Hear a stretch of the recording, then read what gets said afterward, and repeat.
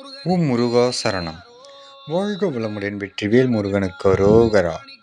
இன்றைய நாள் இனிய நாளாக அமைய எல்லாம் வல்ல அப்பன் முருகனின் அருள் எல்லோருக்கும் கிடைக்கப் பெறுக.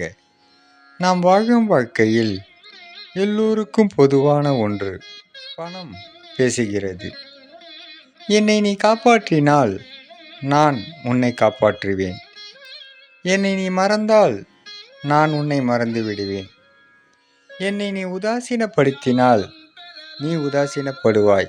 அதனால் பயத்தை என்னிடம் வை, பக்தியை இறைவனிடம் வை.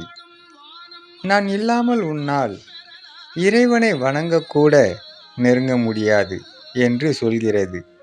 என்ன ஒரு வேடிக்கை! ஏனென்றால் இது கலியுகம்.